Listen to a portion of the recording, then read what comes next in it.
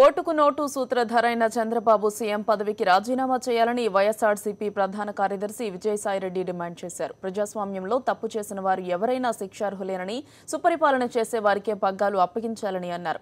పట్టిసీమ ప్రాజెక్టులో ముడుపులు తీసుకుని కొంత డబ్బును విదేశాలకు తరలిస్తున్నారని, మరికొంత డబ్బును ఎమ్మెల్యేల కొనుగోళ్లకు వినియోగిస్తున్నారని ఆరోపించారు.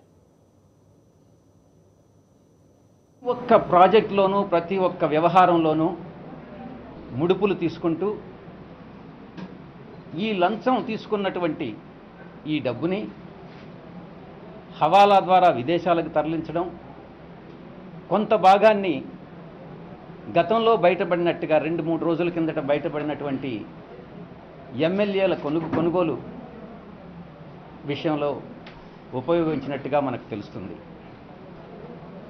ఇంతటి అవినీతి ప్రభుత్వం, ఇంతటి ప్రజా వ్యతిరేక విధానాలు అనుసరిస్తున్నటువంటి ప్రభుత్వం ఇంకా కొనసాగాల అన్నటువంటిది $1 మిలియన్ ప్రశ్న.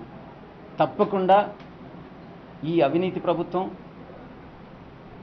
ఏదైతే మన దేశంలో ఉన్నటువంటి ప్రజాస్వామ్య వ్యవస్థను బలహీనపరిచేటటువంటి చర్యలకు ఎమ్మెల్యేల కొనుగోలు ద్వారా శాసన వ్యవస్థనే దెబ్బతీసే రకంగా వ్యవహరించినటువంటి ఈ చంద్రబాబు నాయుడు గారు తప్పకుండా రాజీనామా చేసి ఎవరైతే రాష్ట్ర ప్రజలకు సుపరిపాలన అందించగలరో వారికే పగ్గాలు ఇవ్వాలన్నటువంటిది మా పార్టీ యొక్క అభిమతం.